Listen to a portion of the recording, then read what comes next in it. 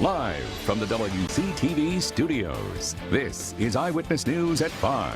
Coverage you can count on.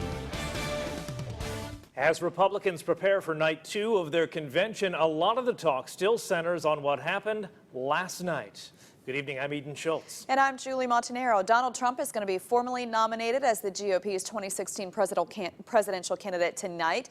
But his wife Melania is getting a lot of attention, accused of plagiarizing parts of her convention speech. Craig Boswell has the very latest from Cleveland.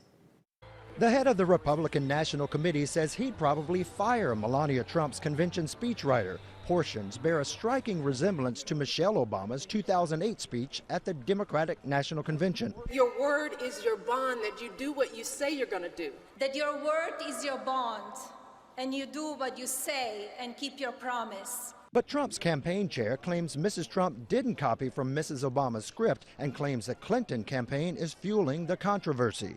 When Hillary Clinton is threatened by a female, the first thing she does is try to destroy the person. But Democrats say they're not pressing the issue.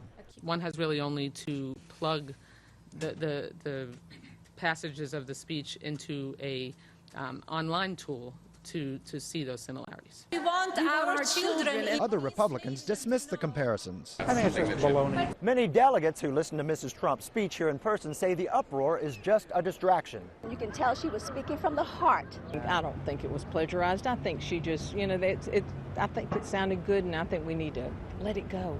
Delegates will formally nominate Donald Trump this evening. His running mate, Indiana Governor Mike Pence, says Trump reminds him of Ronald Reagan. Although he had achieved great heights in his own career, never lost touch with everyday Americans. 2 more Trump family members will take the stage tonight, his son Donald Jr. and daughter Tiffany. Craig Boswell, CBS News, Cleveland. President Obama has sent an open letter to the nation's law enforcement officers saying, "We have your backs." It comes in the wake of targeted shootings of officers in Dallas and Baton Rouge. A gunman shot and killed 3 officers Sunday in Baton Rouge. Investigators say it was a planned ambush by former Marine Gavin Long. They're now trying to figure out if anyone else was in on the plan. A memorial set up in the city is giving people a place to grieve. You want to feel sympathy for what's going on. You want to understand it. And everybody just need to come together and learn that just because one person does one thing doesn't mean everybody is like that one thing. Funeral arrangements for those 3 officers are still pending. Nick Tullier, a deputy shot during the incident, remains in critical condition. There was a big scare at a Tallahassee shopping center today. Dozens of police cars, heavily armed officers, and helicopters swarmed the Chipotle restaurant on Appalachia Parkway this morning. That's after reports of a man inside with a gun. Our Charlene Cristobal joins us live from the scene right now. Charlene, a lot of folks headed to work downtown saw this unfolding this morning. What happened? Well, Eden and Julie, it turns out it was just a false alarm here at the Gulf Winds Shopping Center, and it has since reopened now. You can see behind me people are still going to Chipotle right now, but earlier today it was a much different story. Now, Tallahassee police say that just before 8 a.m. they received a call of a man with a gun inside of Chipotle. Now, this was before the restaurant even opened. The whole shopping center and even businesses nearby were roped off to traffic, and businesses were put on lockdown. Then after officers entered the restaurant, they realized the man that was spotted inside Chipotle with a gun was actually a Brinks security employee. Now, people at these businesses surrounding Chipotle say the whole ordeal was scary. I left for a few minutes and came back right to helicopters overhead and police everywhere. Maybe I'm used to it. It really didn't faze me all that much. It was just seemed like another part of doing what you do every day. Now, police say that it was Chipotle's video security company who saw a firearm on the Brinks employee's hip and then called police. Now, they say that the Brinks employee was just delivering money to the restaurant. I did reach out to Chipotle's security system, Tyco, to see if they had any comment. They have not reached out just yet, and I have not heard back from them. But coming up at 6, we'll hear from more neighboring businesses in the plaza and see how they're feeling right now. But for now, Eden, Julie, back to you. Okay, Charlene, thanks for that. Well, another bomb threat at a Walmart in Valdosta. This time it was at the Walmart located at 340 Norman Drive. It happened around 1 o'clock this afternoon. The store was evacuated. Detectives are investigating the threat, along with 2 others made at another Walmart in Valdosta yesterday. Calhoun Liberty Hospital and the Blountstown Police Department are under fire again for the death of Barbara Dawson. This time, the case is going to federal court. Dawson died after being arrested for refusing to leave that hospital in December. We broke news of a lawsuit in the case yesterday. Alicia Turner is standing by to tell us what's in that suit and what the community has to say about it. Alicia? This is that lawsuit, Julie and Eden, and as I walked through Blountstown community today, there were some mixed reviews about what actually is in this lawsuit. Now, in the lawsuit, it lists the arresting officer, John Tadlock, the Blountstown Police Department, the city of Blountstown, as well as the Calhoun Liberty Hospital and 2 of the nurses that work there. And it's ultimately discussing whether or not Dawson's civil rights were violated. Now, when I spoke to many in the community, they say they feel like a financial lawsuit could have forced the hospital to close their doors, but they say no matter what, Dawson shouldn't have lost her life.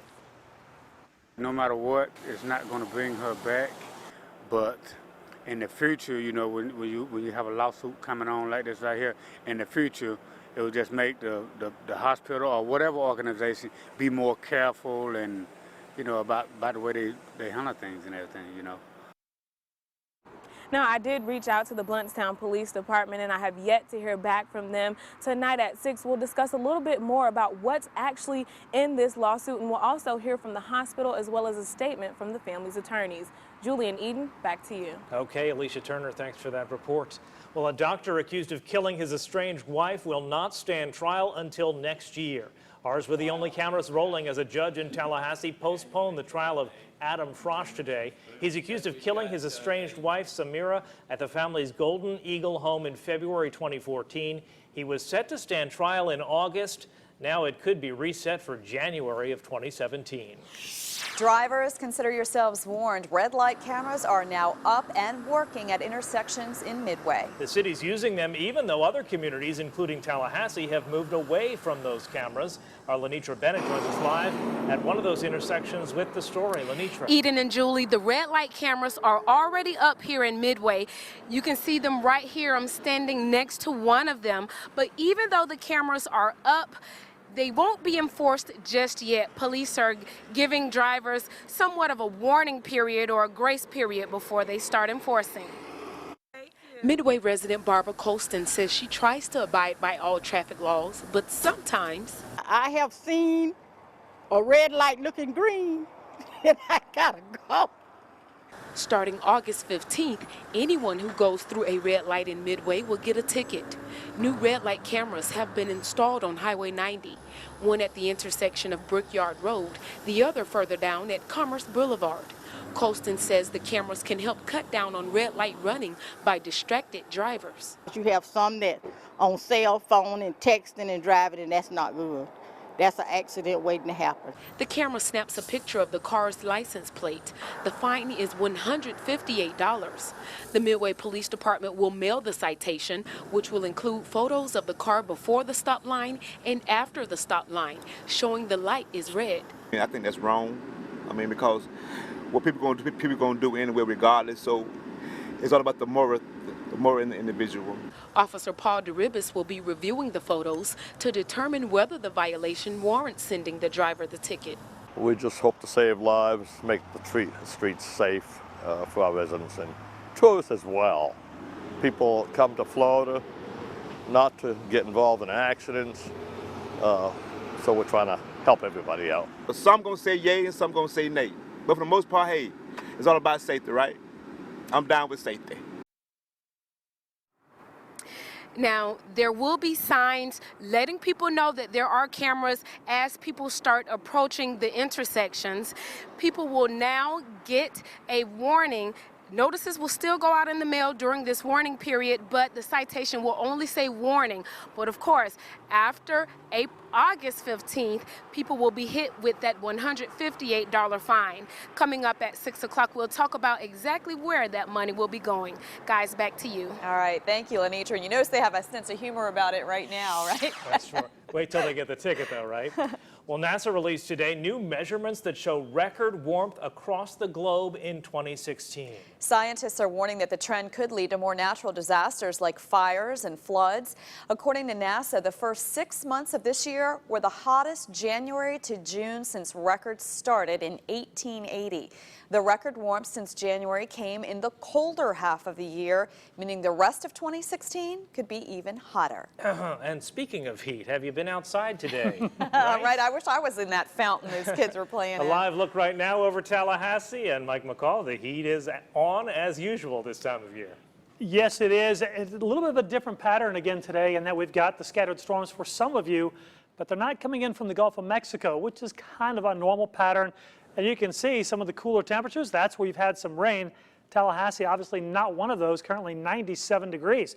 But now we look at the radar, and we've got some scattered storms popping up, and they're still on the move. If we put this stuff into motion, you can watch a couple strong ones now moving in through parts of Berrien County and down through Lowndes and Lanier, and they continue to move off toward the southwest. Also a few more as you head from south of Albany down into Baker and into Miller County. So there are some out there. And as we've mentioned a couple times, when the storms come in from the north in the summertime, a lot of times they have a little bit of extra juice and some colder air aloft, which can lead to some gusty winds.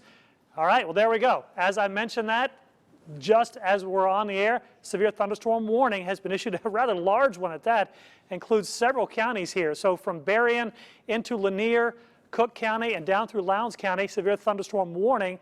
Obviously, we don't have storms across the whole area, but these storms that you see moving from the northeast toward the southwest will likely have some wind gusts in excess of 40 or 50 miles per hour and a possibility for some hail. So as you see it, the warning has been issued. So from Berrien to Lanier to Cook and Lowndes counties, be on the lookout for some damaging winds, some hail, some severe weather. We'll have another radar look and tell you more about what's to come in a few more minutes. All right, thanks, Mike. And to watch that box pop up right then and there. Appreciate the warning. 40 to 50 mile an hour winds possible. Be careful out there, yeah. And still to come on Eyewitness News at 5. How much sleep did you get last night? Probably not enough, Yeah, I'm right? sure that's the what answer we're all for a saying. lot of people. A national survey shows many of us need to get more. That's our health alert next.